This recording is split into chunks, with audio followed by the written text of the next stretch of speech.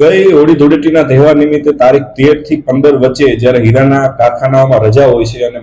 જે હીરાના રત્ન કલાકારો હોય છે એને પણ રજા હોય છે, એ દરમિયાન કાપોદ્રા પોલીસ સ્ટેશન વિસ્તારમાં આવેલ સ્નેહ મુદ્રા વિસ્તારમાં ખાતા નંબર 63માં જ્યારે આ કારખાનું બંધ હોય તો એની તિજોરી ખોલી અને આશરે 11.5 લાખના હીરાની ચોરી થયેલાનું માલુમ પડેલું અને 16 તારીખે ફરિયાદીશ્રીએ કાપોદ્રા પોલીસ સ્ટેશને ફરિયાદ નોંધાવેલી।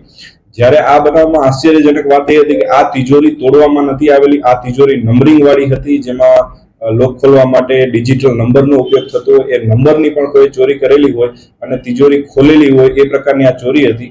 ત્યારબાદ કાપોદ્રા પોલીસ સ્ટેશને જુદી જુદી ટીમો બનાવી તેના જે રત્ન કલાકારો કારીગરો હતો એના ડેટા મેળવવાનું ચાલુ કર્યું। એમાંથી એક કારીગર, જે કારીગર આકાશસિંહ દેવસિંહ સાક્ય નામનો કારીગર પોતે આ બનાવના આગલા દિવસથી ગુમ હતો અને પોતે ભીંડ વિસ્તારનો, બિહડ વિસ્તારનો, ચંબલ વિસ્તારનો, મધ્યપ્રદેશનો રહેવાસી હોય, એનો મોબાઈલ નંબર પણ બંધ હતો। ત્યારબાદ એના એક અલગ મોબાઈલ નંબર મળી આવતા ભીંડ વિસ્તારમાં એક સર્વેલન્સની ટીમ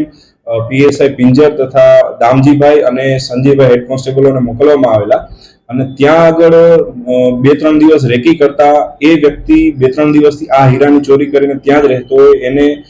રેકી કરી અને ત્યાં પકડી લેવામાં આવેલો। ત્યારબાદ એના દ્વારા માલુમ પડવામાં આવેલ કે આ ચોરીમાં અન્ય પણ એક આરોપી કૈલાશ કુમાર, જે સિંહોરી રાજસ્થાનનો રહેવાસી હોય, તેને પણ આ ચોરીમાં એની મદદગારી કરેલી હોય અને અડધો મુદ્દામાલ તેની પાસે હોય, જેથી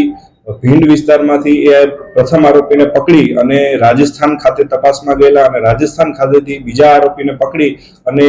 11 લાખમાંથી 6.5 લાખનો મુદ્દામાલ રિકવર કરેલો છે। અન્ય મુદ્દામાલ તેણે સુરતમાં જે જગ્યાએ વેચ્યો છે ત્યાંથી રિકવર કરવાની પ્રક્રિયા હાલ ચાલુ છે।